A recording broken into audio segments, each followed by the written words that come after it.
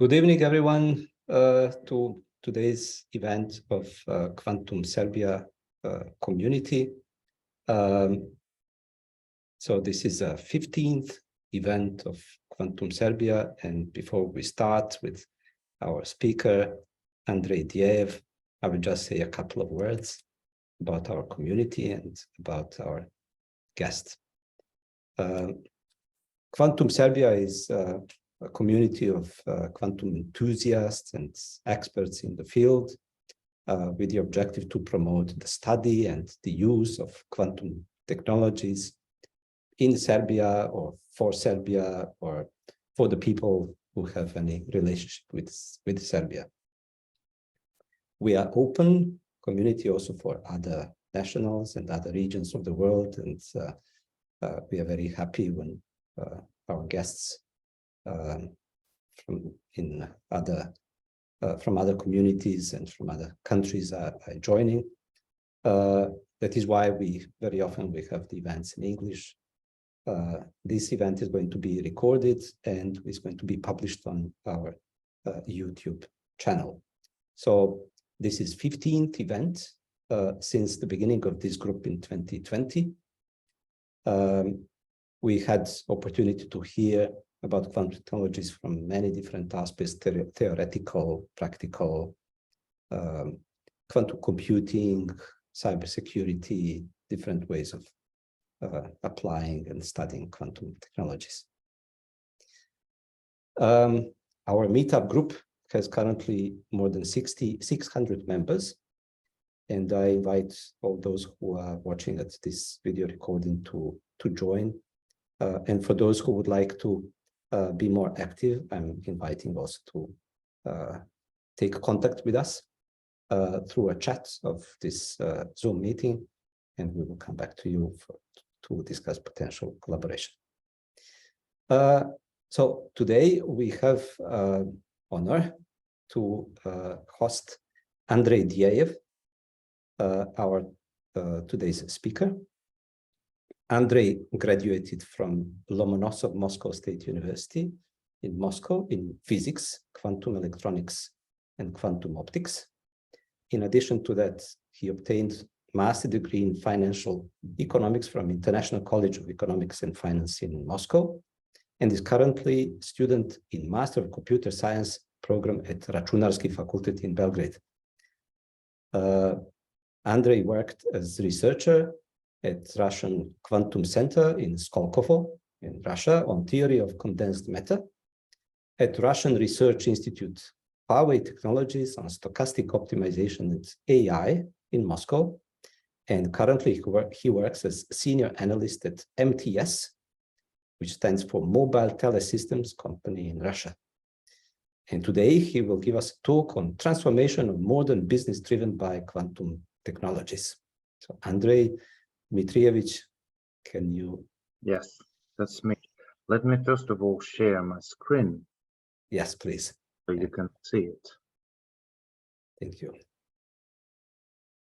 Just give me a second. Yes. Can you see the screen properly? Yes. Good. All right. Let me first of all thank Sasha for a great introduction, and let me proceed with my own introduction of the topic that we're going to cover today. We'll talk about what is quantum technology, what areas it consists of, like quantum computing, quantum sensors, cryptography, and so on. We'll discuss what a business application of quantum technology and how does the quantum technology solve problems which arise when using classical approaches. We'll figure out what might be a quantum technology-based product and how quantum technology already drives changes of modern business, and we'll have a glimpse on how the modern business will look like by 2030. We'll also mention the so-called quantum-inspired classical approaches, a novel subfield of classical algorithms that has recently attracted lots of attention from the point of view of business community. All right, let me briefly duplicate my background. As Sasha rightly noticed, my name is Andrei Diev. My background mainly comes from theory of condensed matter, which I developed as a student at Lomonosov Moscow State University and in Russian Quantum Center. I've also been involved into the research in the fields of stochastic optimization, graph theory, machine learning, and so on, when I worked as a researcher in Huawei. And currently I'm continuing my education in fields of economics and finance, and I work as a senior analyst in Mobile Telesystems, Moscow, Russia, which is the largest telecom provider of our country. All right, so we begin with the definition. Quantum technology is a rapidly emerging field of science and intersection of physics and engineering. This field unites several interrelated areas such as quantum information processing, simulations, cryptography, sensors, and so on. Each of these areas relies on such quantum mechanics phenomenon like quantum superposition, entanglement, tunneling, and so on. As I've mentioned already, there is also a domain of quantum-inspired classical computing, which encapsulates the properties of quantum mechanics in a nutshell of a classical algorithm. Here on the slide, I highlight three subfields of quantum technology that, to my point of view, have the greatest commercial potential. Those are the quantum computing, quantum encryption or cryptography, and those quantum-inspired classical computing algorithms. The first area, quantum computing, includes the noisy intermediate scale quantum computers, or NISQ computers. Those are the processors where the quantum algorithms are run. Currently, there are two areas of these quantum algorithms, like variational quantum algorithms and quantum optimization algorithms. People also name the areas of quantum machine learning, distributed quantum computation systems, adiabatic quantum computation systems as also the components of quantum computing. The second area, the second domain, quantum cryptography, is mainly concerned about developing communication secured by laws of quantum physics, which is sustainable to attacks from both classical and quantum computers. Currently, it includes the subfields of quantum key distribution, mistrustful quantum cryptography, position-based quantum cryptography, post-quantum cryptography, and so on and so forth. Quantum-inspired classical computing algorithms mainly include quantum-inspired or QI classical machine learning, QI classical optimization algorithms, QI classical modeling of complex system, quantum Monte Carlo, and so on. As I've mentioned already, each subfield has commercial potential to be discovered now and fulfilled within the following years. Now let us discuss each technology in detail, beginning with quantum computers. First of all, let me notice that quantum computers will be capable of solving a wide variety of tasks, enabling a revolutionary quantum leap in speed and quality of solution of these tasks. The groups of the tasks solved by quantum computers are the following. First of all, those are the NP-hard problems like max-cut, traveling salesman, max-k vertex cover, knapsack, and other combinatorial or continual optimization problems that can be mapped on those problems that I've just announced. The second area is modeling of complex systems, for example, many-body ground state preparation, simulation of quantum systems, constructing electronic Hamiltonians, etc. Currently, these types of problems are solved on classical computers or supercomputers, with a majority of algorithms that imply exponential complexity. The quantum counterparts offer polynomial complexity, which indeed is a quantum leap in the speed of the solution of such problems. As a matter of example, I can specify that an exponential algorithm run on classical computer that would need more than 3,000 years to solve a problem like I've just announced. The same problem can be solved by quantum computer with polynomial quantum algorithm for only 11 minutes. So the leap is indeed quantum. The rest applications are machine learning. Quantum computing may enable you with quantum supervised, unsupervised, or reinforcement learning, and some numerical solvers like variational quantum factoring, SVD, nonlinear differential equation solvers, and so on. Well, now it should be quite clear what types of problems may be solved by quantum computer, but it will be interesting to know if there are any application of such tasks to the industrial problems. And let me tell you in advance that there are plenty of those. Let me also specify that the universal quantum computer is still under development, but current NISQ computers, noisy intermediate scale computers, already prove the fundamental possibility of enabling the quantum supremacy in the nearest future. That's why the pretty large demand for quantum computer is formed from the point of view of industries. The first industry that has vast application for quantum computer is logistics. The applications are improving accuracy and speed of scenario simulation, improving last mile delivery, disruption management, and so on. And here you may see that the last mile delivery market is projected to grow more than $80 billion by 2032. And I should add here that one performance improvement of last mile delivery could lead to annual savings of $400 million worldwide. The next industry is banking and financial markets. The applications are the following: portfolio optimization, derivative pricing, and risk management. You can see as well that, for example, $10 billion are yearly lost in revenue because of the poor data management, and other examples as well. The next industry is chemicals and petroleum, where quantum computer may help accelerating design and discovery of new chemical methods and materials, and developing of different chemical products. And here you may see that the chemical industry is about 7% of global GDP, which are quite large numbers. And here you may also see that the molecule relevant for this area may be modeled with only 116 qubits compared to 10 to the power of 34 bits needed for classical computer to solve the same task.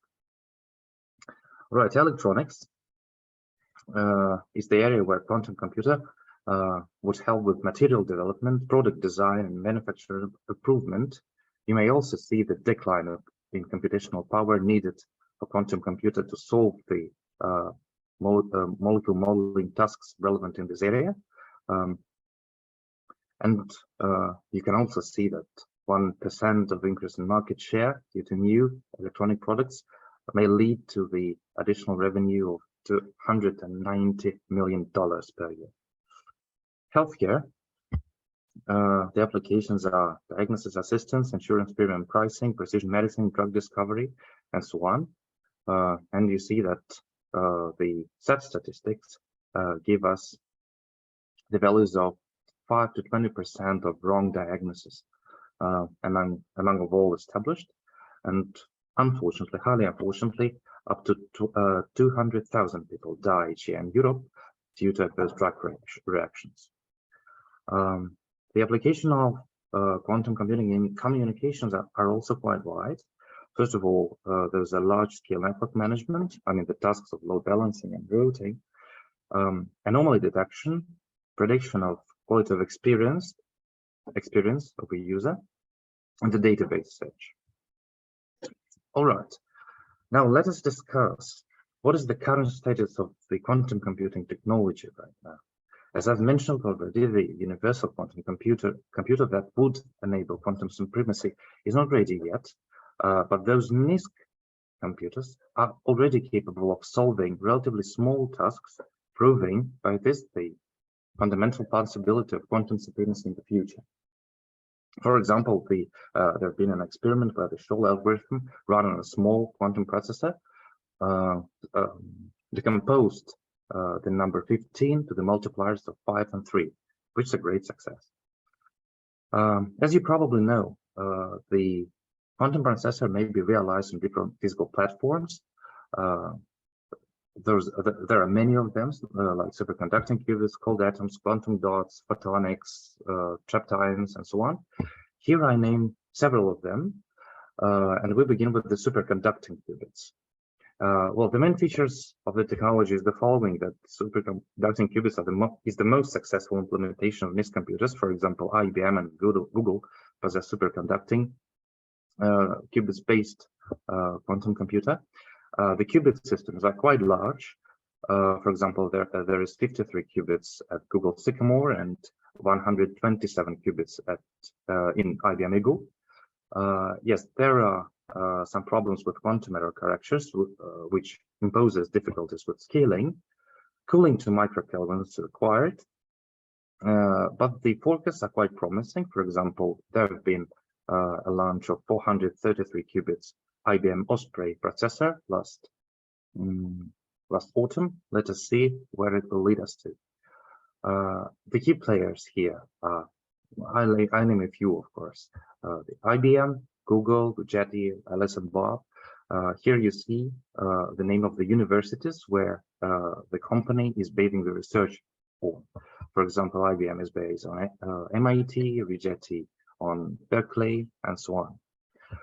As for the cold atoms, the qubit systems are again quite large. There's a 256 qubit achieved by Q-era. The scaling forecasts are also promising. There's hundreds and thousands of qubits in the nearest future. Cooling to microkelvins is also required, and there are some problems with 2-qubit gates fidelity.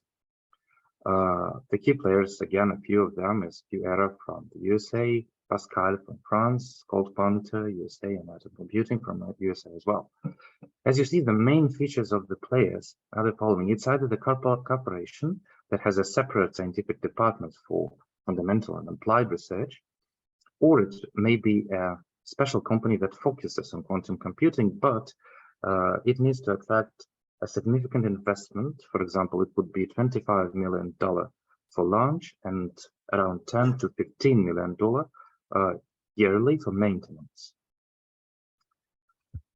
The next technologies are the following.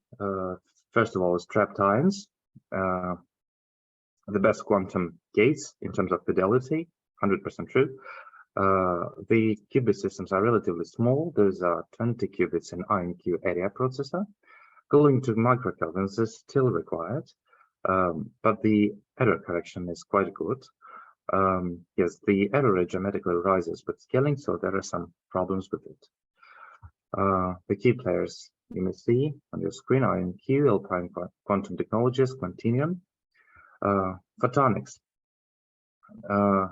The best thing of them is that they operate under room temperatures. The qubit system are quite large again. For example, you see 216 qubits at Xanadu Borealis. Manufacturability of components, that means the technology of manufacturing the circuits is quite well known. Yes, large number of optical elements for implementation of a quantum gate, which is not the best thing about the quantum processor, and the problems with scalability. You can also see the major players in this area and the universities that they are partnering with.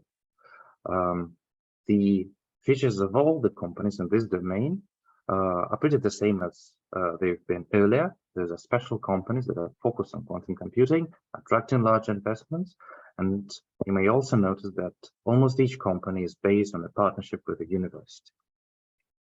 Okay.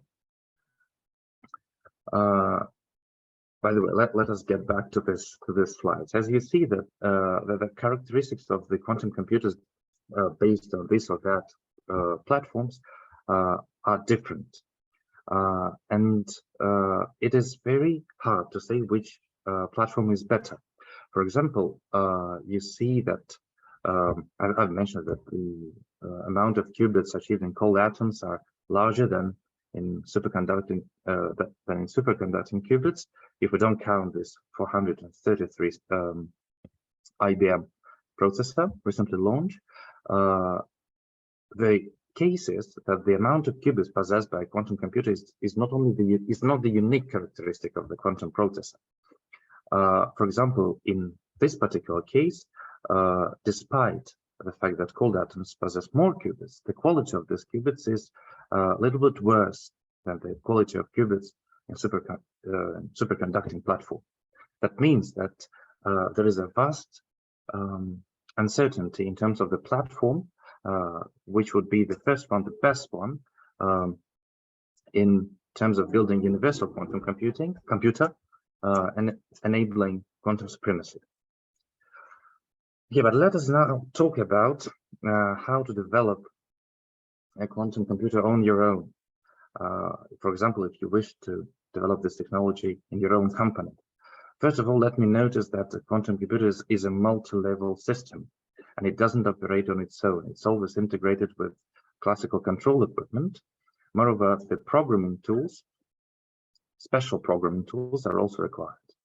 We begin with the first layer, the first level of quantum computer, which is indeed quantum hardware and software. It's a quantum processor. There's cold atoms, reptines, atomics, and so on.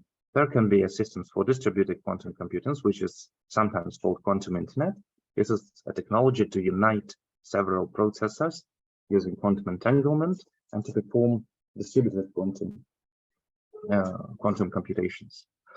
Yes, and quantum error correction codes, which I've talked about briefly some time ago.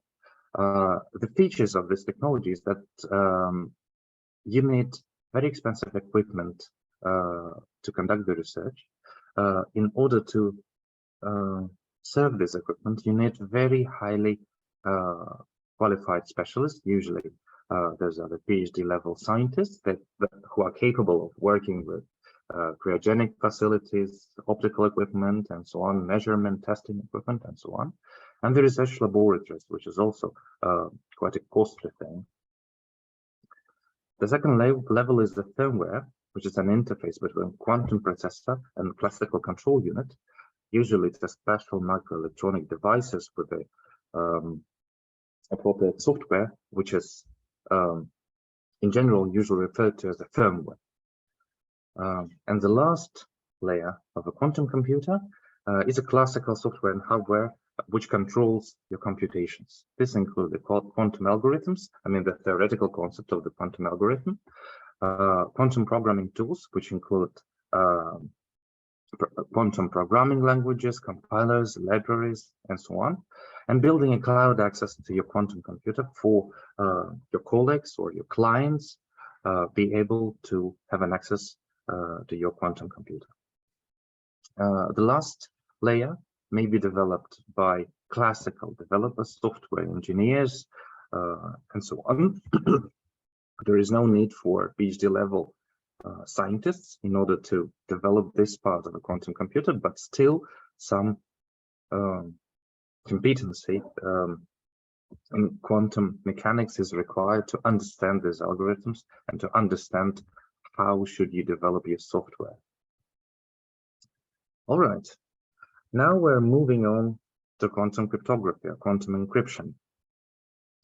Let me give you a brief definition, which says that quantum cryptography includes a series of algorithms that are resistant to attacks by both classical and quantum computers, which is ensured by the principles of quantum mechanics as well. Traditional, as you probably know, traditional public key cryptography relies upon mathematical problems that are difficult to solve on classical computers. For example, it's the composition of large numbers for the multipliers. However, popular cryptographic schemes such as RSA or ECC can be easily broken by a sufficiently large quantum computer, which in turn imposes high industrial demand for secure or quantum secure communications.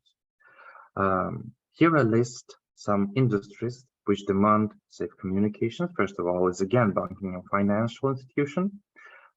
They need to secure the critical link between front office and back office operations. They need also to secure communication between financial institutions. Data centers and DRC, disaster recovery centers, those are the data storages which need their information to store it safely. Government and defense agencies need to secure transmission of sensitive data between crucial state defense facilities. We can also protect critical infrastructure, civil infrastructure, with the use of quantum communication by, for example, achieving secure transfer of data between remote industrial production facilities as well as critical infrastructure facilities. Telecommunications maybe is the most demanding industry among all, since it may provide secure communication as a service for B2C, B2B, and B2G clients. The automotive industry, for example, has the need for secure communication between autopilot cars and controlling units. All right. Let us now, again, discuss what is the current status of this technology of quantum cryptography. First of all, let me notice that it is the most implementation-ready technology since some solutions are already available in the market. These solutions are mainly concerned about quantum key distribution. However, quantum cryptography includes many directions like post-quantum cryptography, mistrustful cryptography, position-based, and so on. There is also a quantum secured blockchain system that has been recently developed in Russia, by the way.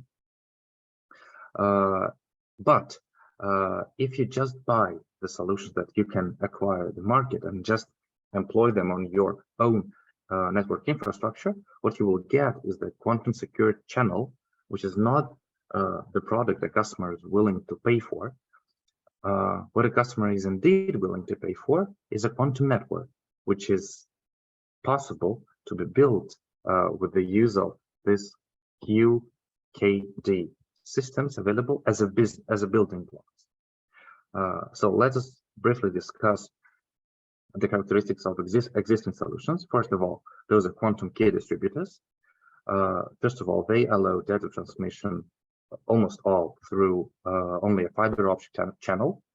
A quantum random generator is required to ensure the security.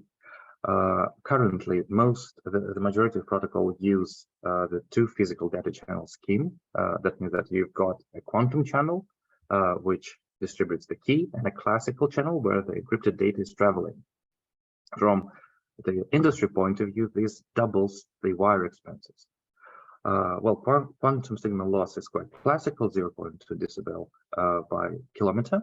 The maximum distance achieved between trusted nodes commercially is about 150 kilometers. This is the result from ID Quantic. The key rate is something like 100 kilobits per second.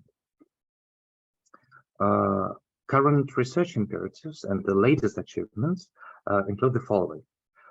First of all is the developing of transmitting of quantum key distributed signal or quantum encrypted data through atmospheric channel. That means to a satellite, from the satellite, and between the satellites.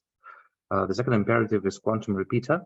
It does not exist yet, but without this signal repeater, we cannot enlarge the distance between the trusted nodes, and we need to use the trusted nodes to build a quantum network. Yes, maximum distance between trusted nodes is now achieved in laboratories in the range of 300 to 400 kilometers, and the key rate is scientifically achieved to be about 100 kilobit per second. So the key players here are the following. Of course, I name a few who are Toshiba from Japan, Major Q, ID Quantic, QR Crypto. Almost all of them, again, are based on the partnering universities. So the companies that are developing such solutions are, again, either a corporation with separate scientific departments, or the companies that are specialized in developing of quantum secure communication. This can also be companies that provide equipment, as ID Quantic does. And as I've mentioned already, almost each one is based on a partnering university. Now let us, I will try to do it briefly, discuss the major challenges that you will encounter on developing a quantum network. As I've said already, you've got ready to buy quantum key distribution solutions. All the problems arise when you're trying to integrate those into your network infrastructure. First of all, those are the challenges on the physical level of integration. The first one is the limited distance between trusted nodes. As I've rightly said just above, they may not be located quite far away from each other. but for example, for a big country, that could be a problem. Quantum repeaters do not exist yet, completely true. So you need to either place a lot of trusted nodes or to invest into research in quantum memory to develop this quantum repeater. Current testbeds are designed as separated networks. This is for the reason that quantum signals are very loss sensitive and are sensitive to interaction with the environment and to non-linear optical effects like four-way mixing, relay scattering, and so on. So it's another industrial problem, how to separate the quantum channel from the environment. Yes, current quantum key distribution protocols require 2 wires, which, industrially speaking, again, doubles the expenses.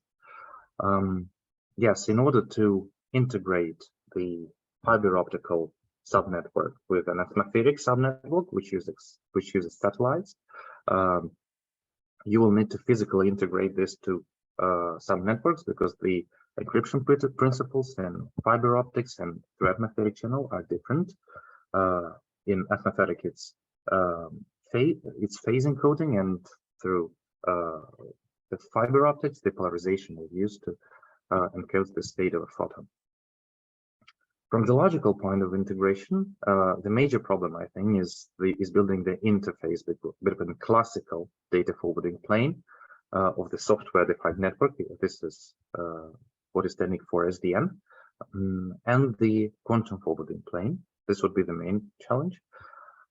Side challenges are quantum key management and secret sharing, and I would point out this challenge concerned about arbitrary stationary dynamic network topologies as also one of the most important, because current solutions are designed for small and stationary topologies. If you want to integrate those solutions to very big networks with arbitrary stationary topologies, you will need to develop such logical infrastructure that your quantum key distributors would manage the topology, and moreover, if you launch satellites, the topology of the network becomes dynamical because satellites move in the air.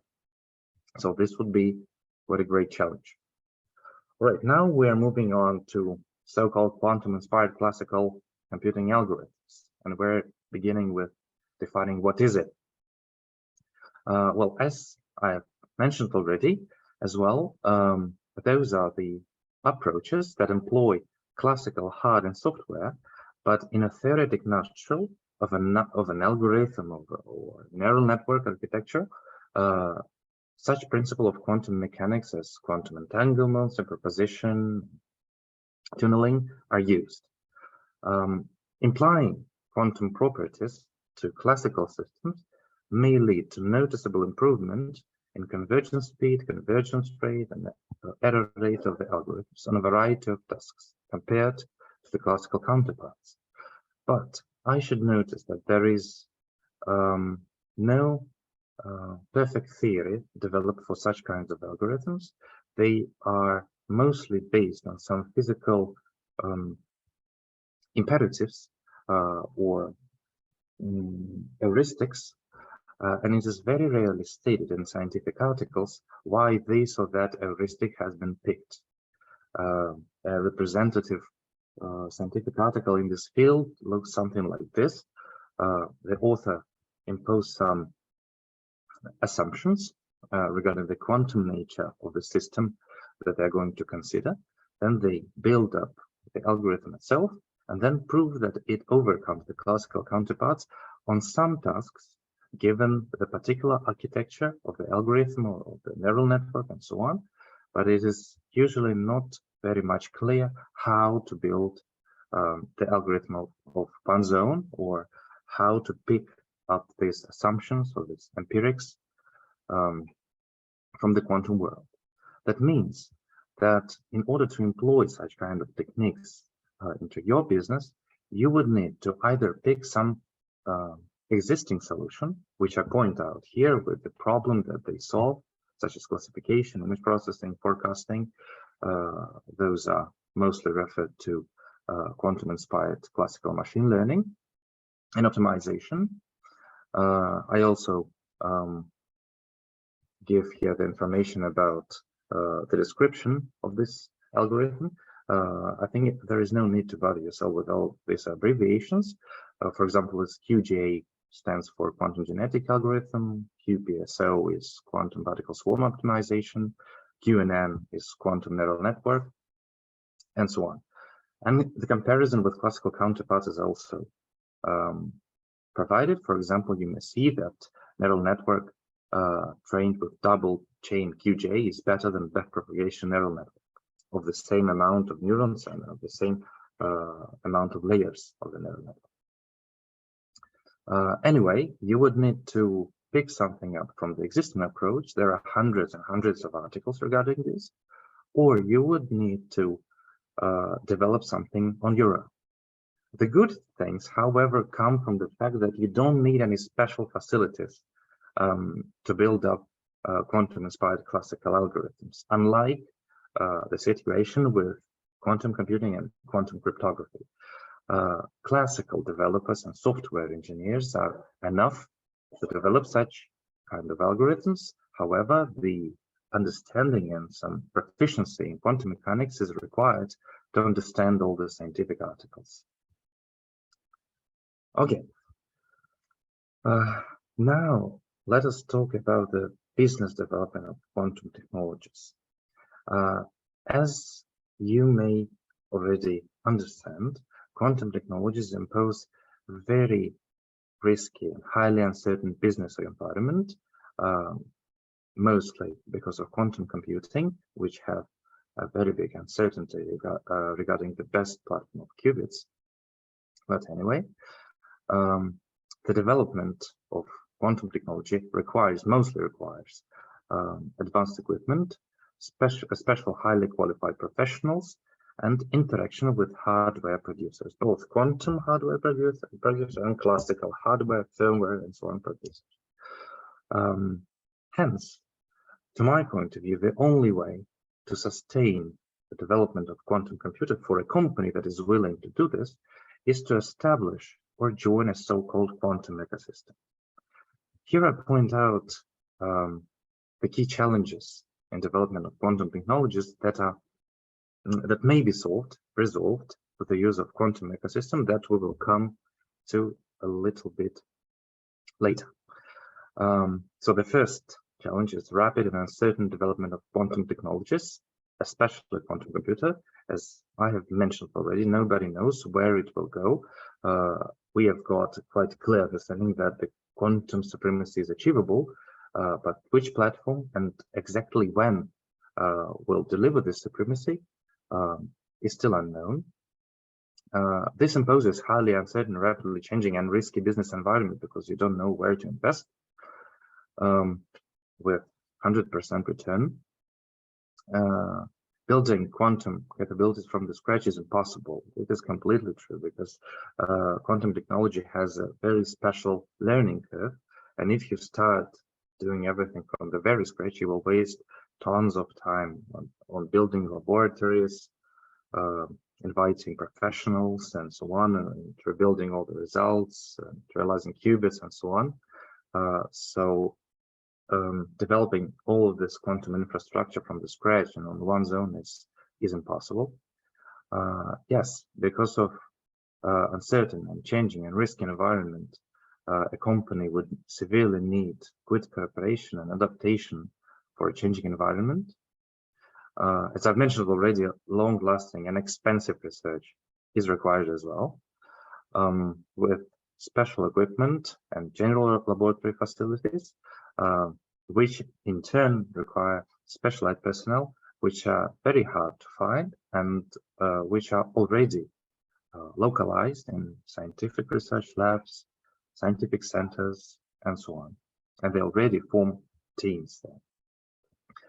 Apart of all, the in-house quantum capabilities are still required at minimum in order to interact with quantum partners, and at max in order to develop quantum capabilities and quantum solutions from inside the company. For example, the cloud access for quantum computer, or developing of quantum algorithms, or just experimenting and so on. Yes, and the development also requires involving of several industries. I've mentioned already the hardware and software providers for quantum computers and for quantum cryptography solutions and so on. Hence, the way out of it may be the following: the quantum ecosystem, which imposes synergy between production companies, academic institutions, research labs, startups, and so on, empowered by discovery-driven enterprise, which we will discuss a little bit later.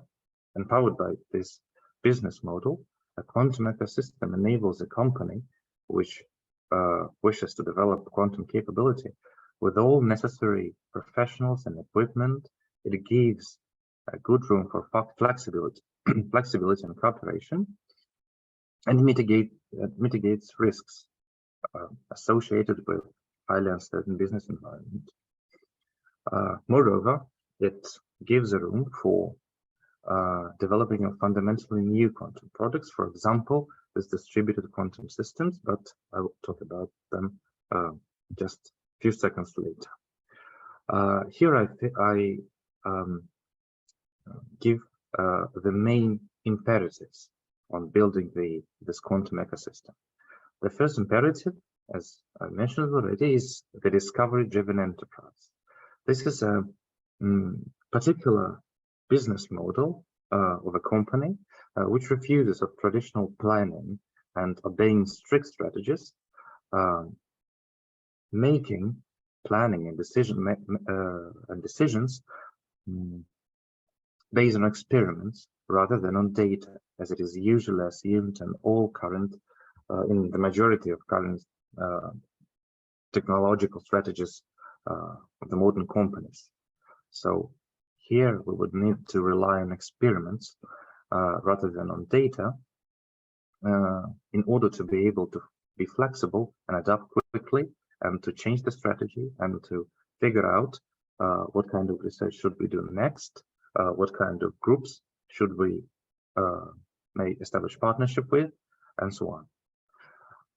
In-house quantum capabilities, as I've already mentioned, are needed for the internal research and for providing expertise to the companies you're partnering with.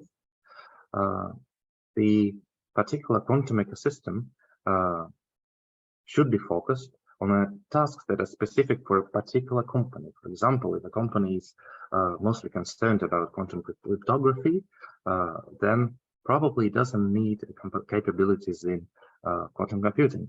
On the other hand, if the company is mostly concerned about quantum processors for particular tasks solved in a particular industry, then the focus should be the following, which would be served by a special selection of partners from both academical and production points of view. So those are the research centers, laboratories, developers, and so on one side, and the industrial hardware, software producers from another side. International partnership would only make the ecosystem better, enabling the transfer of technologies between different states. Common and clear rules will enable the ecosystem to be very flexible and capable of rapid rebalancing and adaptation due to entry and exclusion of all the new participants due to common and clear, transparent rules.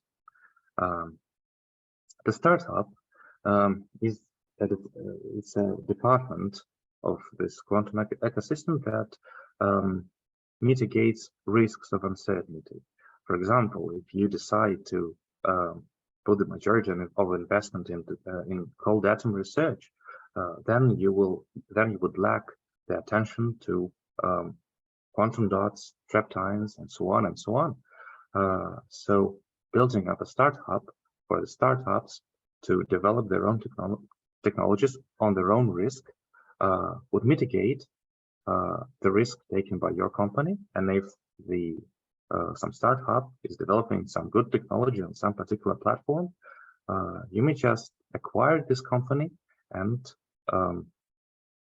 add the investments that you give to development of this particular technology. One of the most interesting things here is synergy. Of course, you will find the synergy between the universities and between the hard and software providers that you are partnering with. And of course, you will avoid duplicating of tasks. But the synergy may also result in the possibility of developing the fundamentally new products. For example, I've mentioned several times the notion of quantum internet or the distributed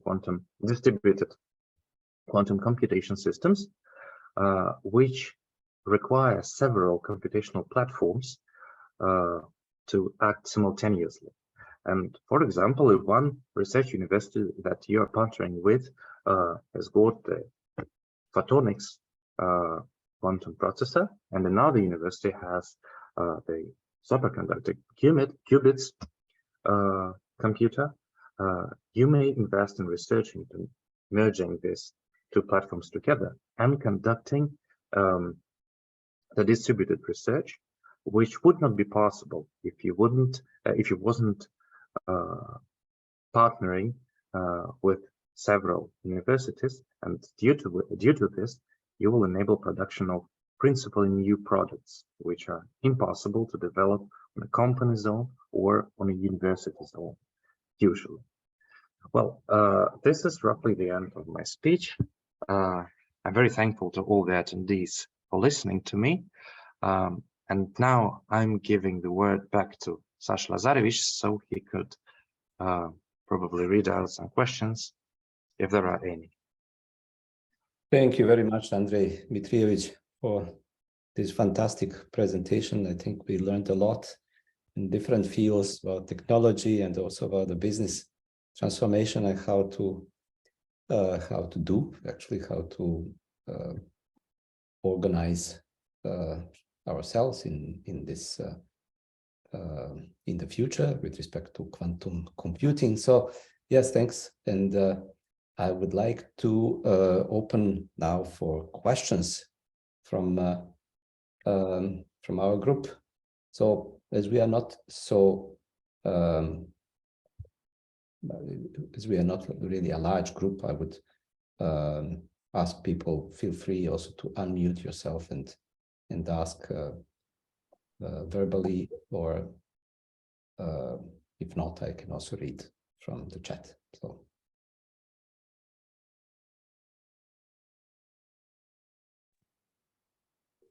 Yeah, looks like there are no others who are brave enough, so I'll start first. First of all, Andrei, thank you very much. This was very, very interesting. Huge amount of data, not easy to follow, so I'll have to all see the video afterwards again. I have two questions. First is purely, I'll just say scientific. You mentioned quantum blockchain to develop in Russia. So can you please tell us a bit more about that? And second question is,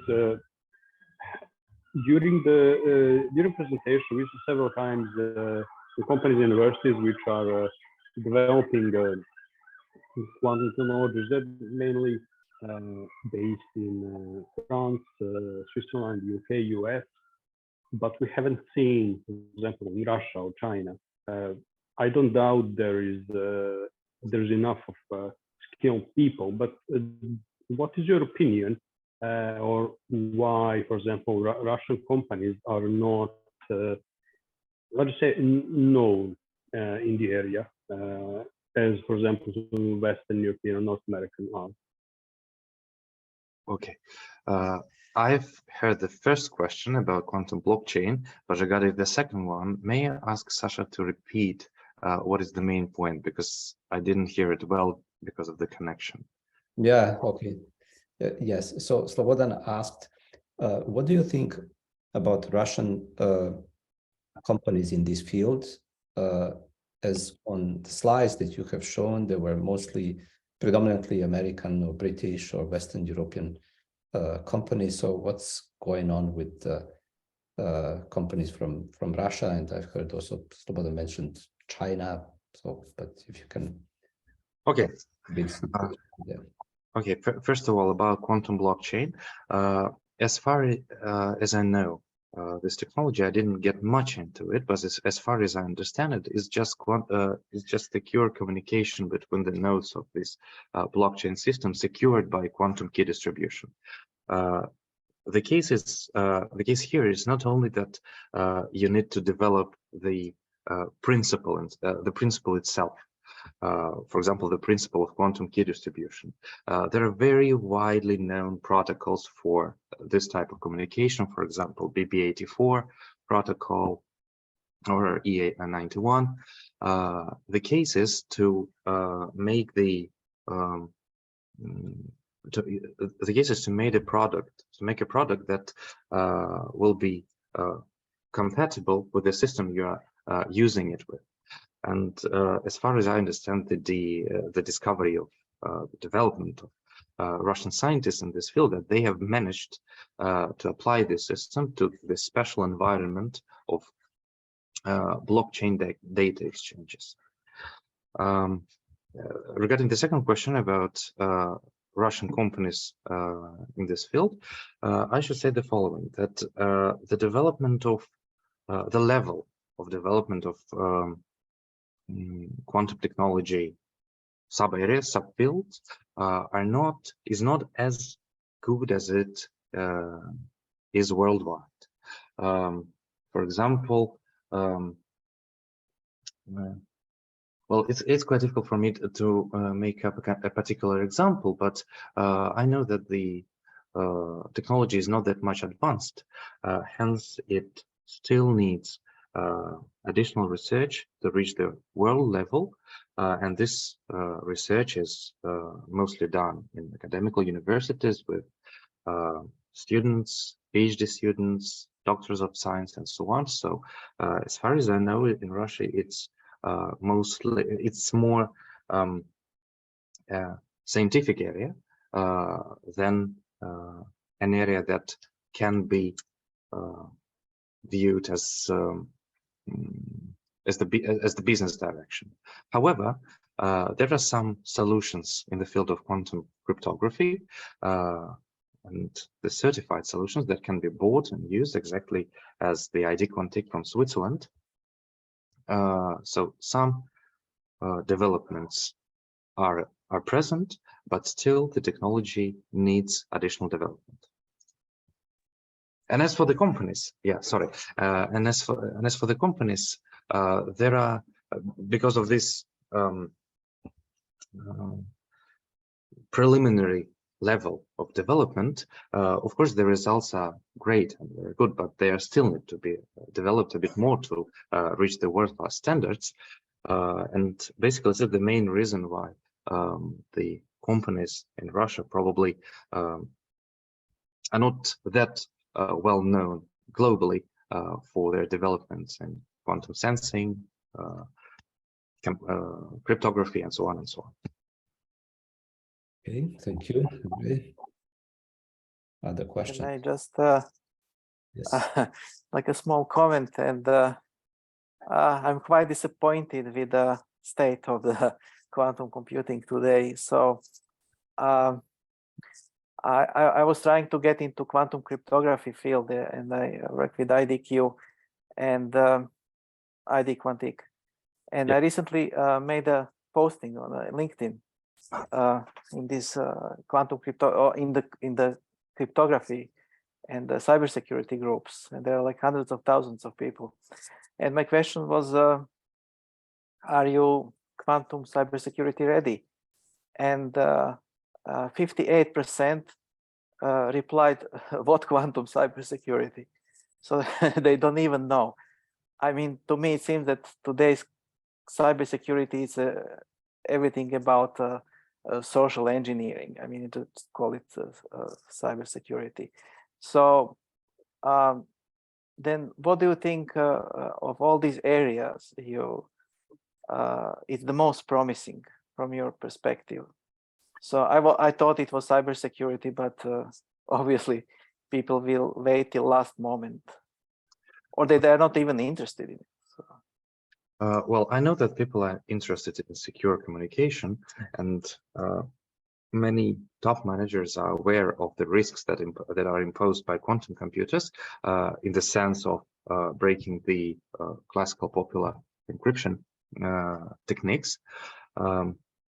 But regarding the most promising technology, it's difficult to say, because quantum cryptography is the most implementation ready. There are working samples that can be bought and so on. So the research here and the development is mostly devoted to integration of this solution and to developing of this solution to some upper level. So, for example, serving the larger varieties of network topologies, extension of key rate, increasing the distance between the trusted nodes, and so on and so on. So it is promising, but the impact measured in money may be less than the impact from the quantum computer. But on the other hand, the quantum computer, as all of us understand, is not that much ready for implementation. First of all, we need to develop the basic technology, say the universal quantum computer, and to demonstrate the quantum supremacy. And after that, we can develop it more to increase the amount of qubits, to entangle these processes with each other, and so on. So it is less ready, but it's, to my point of view, it's more impactful. So it is quite difficult to say what is more promising. All of them are very promising. So if a company or a corporation has enough power to develop all of these technologies, then this company should better do it, or join any quantum ecosystem that is already present. For example, I know that there is a quantum ecosystem built by IBM, and you may join it as a private user or as a company. There is a subscription for quantum computations on IBM computers with a cloud access. So such solutions already exist. So that would be my answer. Thank you.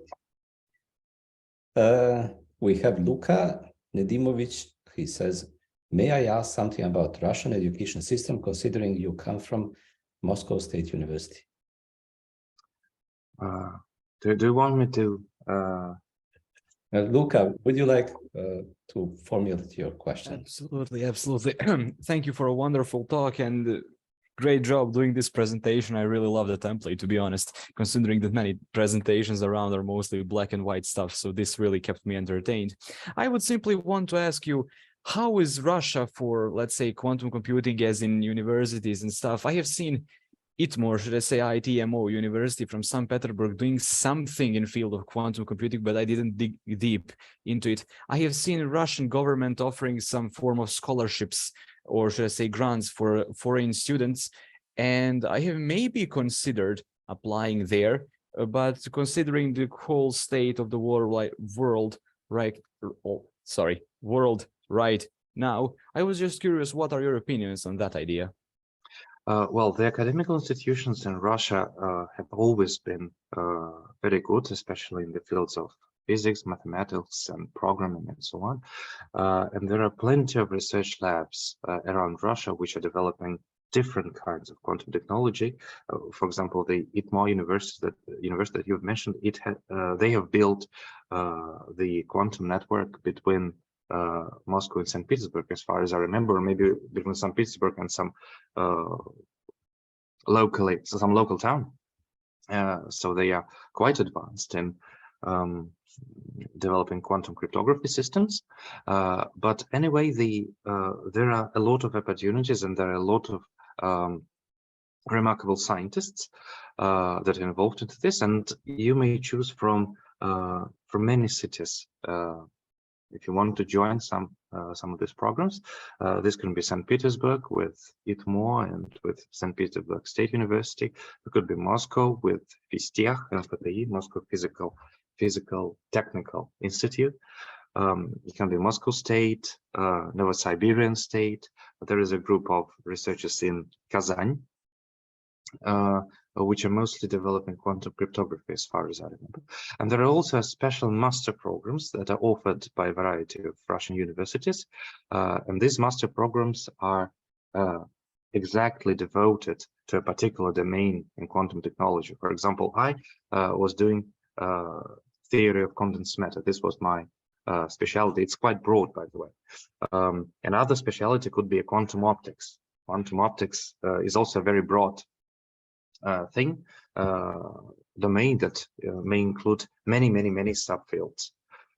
Currently, later, like 2 or 3 years ago, several quantum technology-based master programs have appeared in quantum cryptography, for example, in quantum sensing, in quantum simulations, and so on. So you may have a search, and you will find exactly what you need in many cities of Russia and in many universities.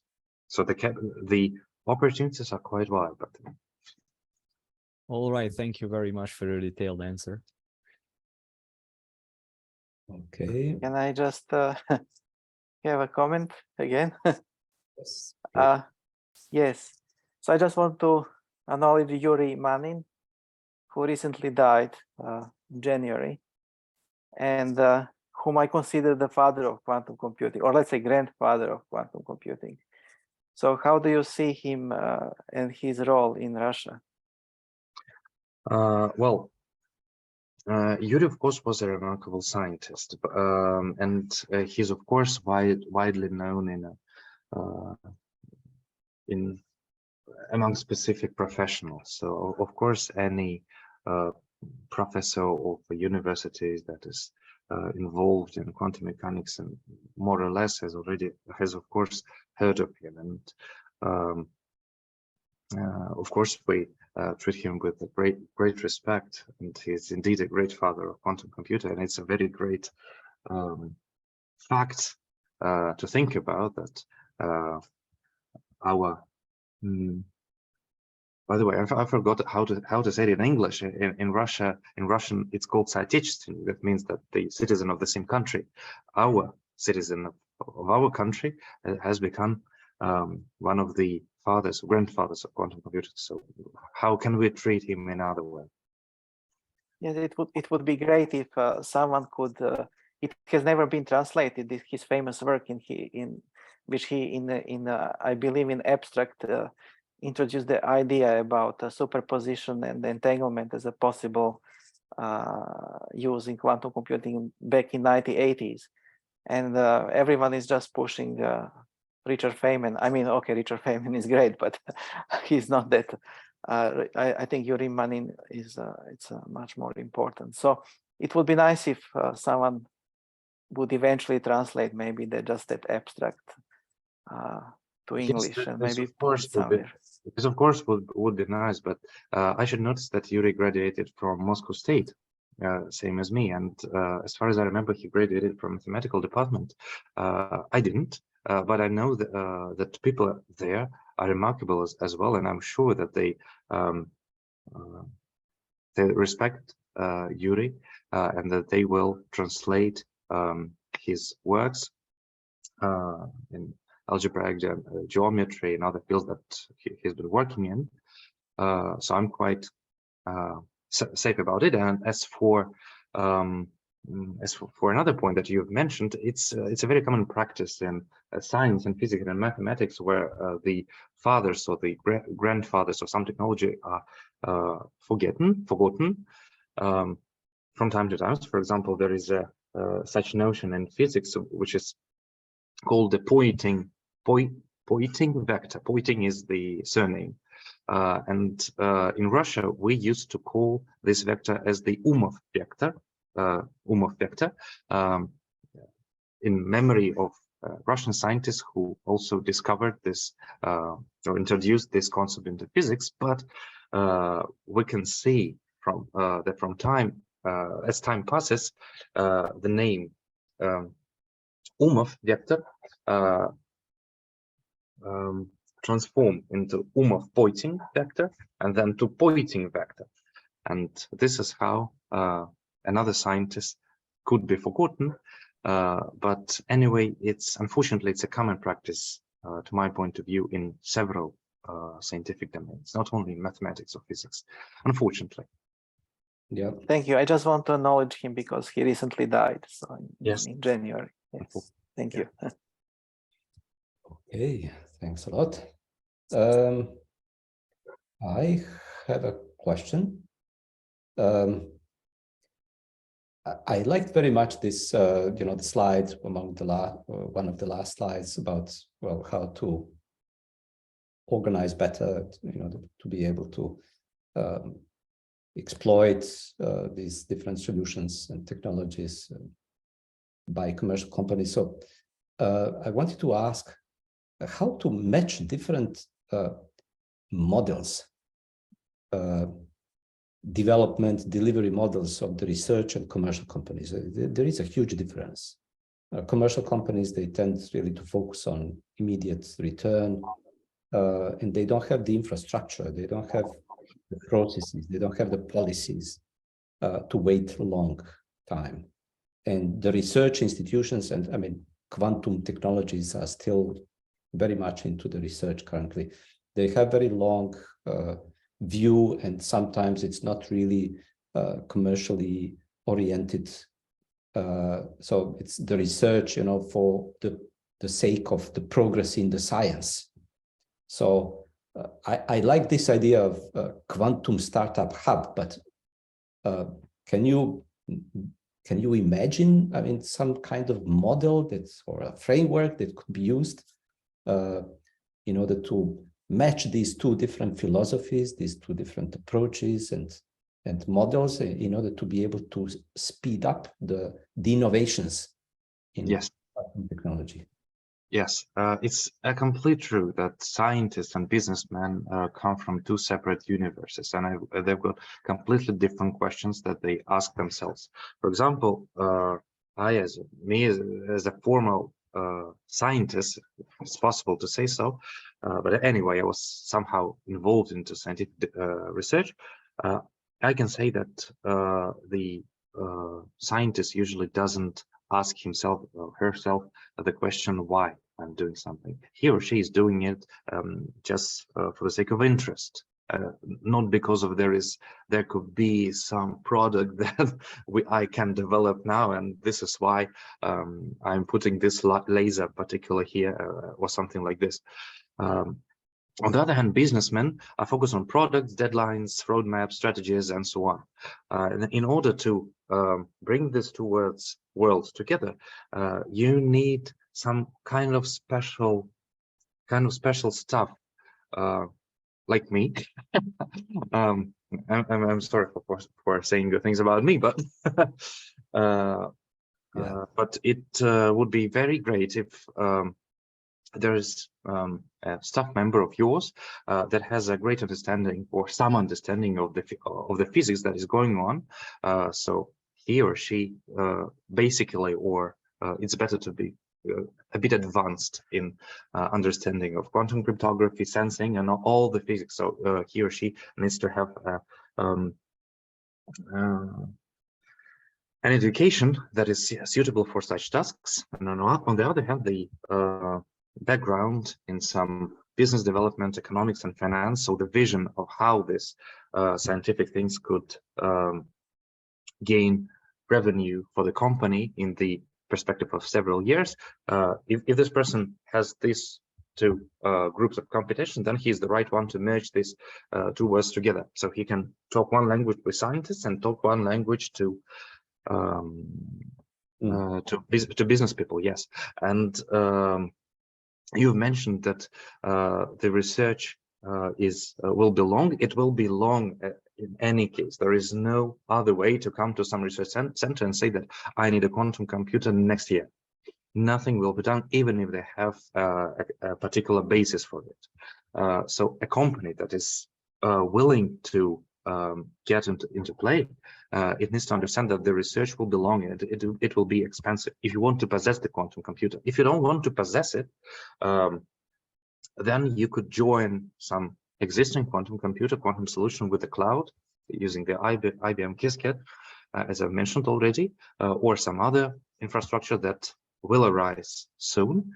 But anyway, if you want to build it on your own, you will need to be you need to be ready for big investments and for long-term research and for building up internal competencies, for building up the strategy, for understanding the physical principles, understanding the business impact, who's capable of making some strategy, so speaks both languages. So this would be my answer. Yeah, so people are the key, especially multi. They are always the key. People are always the key. It's indeed true. Yep. I have another one. I mean, you work at a telecom company. So, and you mentioned satellites. So this is quite exciting field, actually. We're aware that Elon Musk launched so many satellites and they are being increasingly used for communications. Probably in the future will really have even more larger role in that. So how to implement, how difficult is it to implement quantum cryptography on satellites? Well, first of all, we need to consider a specific domain of atmospheric quantum cryptography. This domain is considered about transferring quantum key through atmospheric channel using the polarizations in phase coding as used in fiber optics. So separate measuring methods, separate physical implementation of quantum key distribution protocols are required, special hardware and special software. Everything of this is still under development because I didn't see any commercially available solution for atmospheric cryptography, but maybe there are something. I didn't see any of those yet. So first of all, you need to build up a scientific experimental model that demonstrates the communication through atmosphere with the given level of security, with all this physical infrastructure base and so on. When this principle is ready, you need to give a certain form factor to it. That means that if you have, for example, any production company as a partner, you will give it to them and they will engineeringly make this scientific model into kind of a box that may be installed in a satellite or in a ground station and so on. Of course, parallel development of ground stations, of the equipment and so on, and satellites is required, but these industries are quite advanced, so you don't need, of course, you don't need to build a separate ground data center for receiving or giving quantum secure information, but still, you need a certain satellites that will be equipped for the mission that they are assigned to. What would be their mission? To communicate with the ground, or communicate with the neighboring satellites into the constellation, or both. Will they measure? Will these satellites, a part of this, measure something, some cosmic radiation, or will they serve only as a communication node, and so on? After this, by the way, you need to develop the protocols, data transferring protocols, at least classic, because this could also be ideal because all the satellites are moving and relatively to each other as well at some point, and hence they need to they have to have some protocol to exchange the data classically.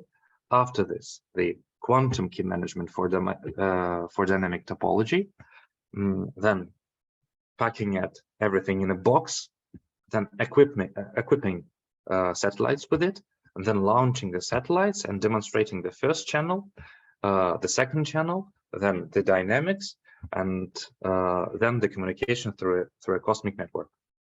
So it's quite a hot topic, but a lot has to be done in this domain. Okay, definitely. Oh, thanks a lot. Any other question from the audience? Anyway, Sasha, I think that I will send you the presentation, or maybe I've already said so. I see that people are interested in seeing the presentation itself, so they will have an access to it. Yep. Okay, thanks a lot for this offer, sharing the slides with the people who are in the call. Thank you very much, Andrei Dmitrievich, for all your time and all the information that we could hear from you today. We wish you all the best in your future career on your dual path in quantum technologies and business transformation. And hope to have another occasion to exchange with you in the future. And same from my side. Thank you very much for inviting me and for listening to my presentation. I'm looking forward for next meetups, and hopefully I will be able to participate. And let me thank all of the attendees for coming and for giving your time for listening to me. Thanks a lot, and goodbye.